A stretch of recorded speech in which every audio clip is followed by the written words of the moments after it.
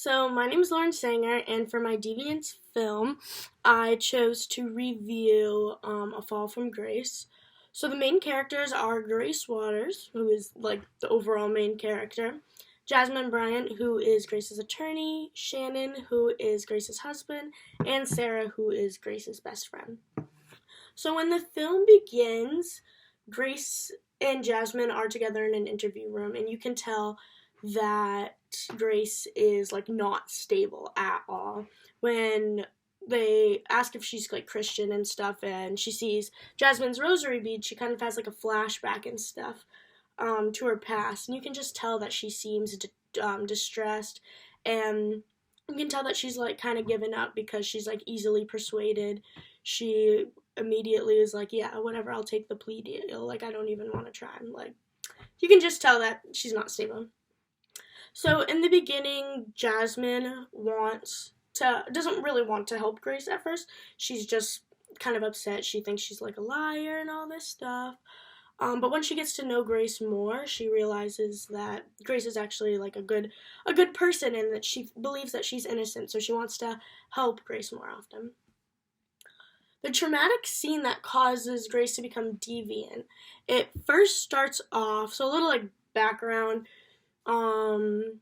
Grace was divorced because her husband cheated on her, and she spent, I think, 7 years it was, by herself, and her friend tells her to go to this art gallery, and she meets a guy named Shannon.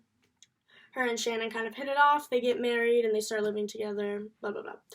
So, when she first starts to become deviant, is when she realizes that her husband was the one who took all of her money out of her accounts and, like, took out another mortgage on her already paid house, and, like, causing her to get fired, and literally left with absolutely nothing. So that was kind of, like, the start of it, and she's, like, wondering, like, why would you do that, and all this stuff.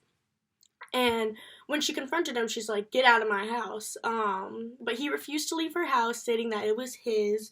The money that he stole was his also, because they were married and they had a license and they had signed it. And all the money that he stole, all the money he stole was her. This causes her pain and kind of emotional abuse, because she also comes home and finds him with another woman in her house, and he stays there, and he's, after the woman leaves and the woman's calling her like, oh, is that your mom, and he's like, haha, no, my mom's like much prettier than her, and stuff like that. She's just being like, he's emotionally abusing her. And they're sitting in the living room, he's smoking, and he's just going off about how she is like easily persuaded, and that he doesn't really love her, or he does love her, but not as much as she loves him, and all this stuff that he's saying is like kind of, and you can tell it in the background, she is absolutely distressed, and it looks like she had literally like checked out of reality. So the mindset after this trauma, you can tell like she's suffering. So the crime that she commits, she's accused of killing her husband. She had hit him in the head with a bat, like, multiple times. So the things that kind of, like, caused this, to act like this, first it would be infidelity trauma, which is, like, betrayal from, like, a spouse or someone. Grace had been cheated on before in her first marriage, which caused her to not trust people, and that can affect someone's life, where you kind of put up those barriers and stuff until you actually find someone who can, like, make you see that's not how, like, life should be. But in this case, Shannon sleeps with another woman, and which is betraying her trust, and it causes, when stuff like that happens, it can cause people's adrenaline to increase, and that can trigger the fight or flight system. So once that happens, it's, you either fight or you flight. You either run from it or you do something about it. And in this case, she hit him with a bat. Another study is how men are willing to punish women to get ahead in life. And you can see this because Shannon gives his like trust and love to Grace. He makes her feel like she is special, like the only woman in the world. She says that she's been her happiest she's ever been. This is the best she's ever felt. Excuse me. But then this makes it easy to manipulate her, and he states that, like, you made this easy for me. And that, which is how he got her accounts. Because just the trust there. She did not think it was her husband who did that, because why would you, when you have someone who's over here telling you one thing, but it's a completely different other thing. So the victims in this situation was Grace's husband, Shannon.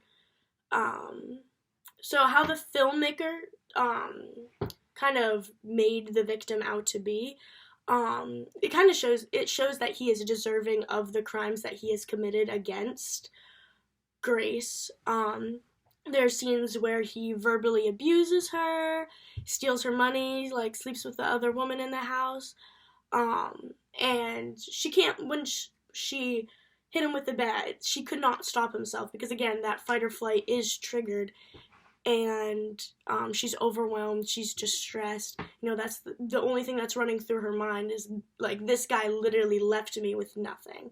And, a little background on Grace is, like, she is a nice person. She helps out with the homeless. She feeds the homeless. She teaches at Sunday school. Like, she's a model person, hasn't even gotten a traffic violation, I believe they said in the movie. So it's like, why would she just murder someone? And again, it's with that PTSD, that infidelity trauma, and how men can overpower women to get ahead in life. And it's what he did. But yeah.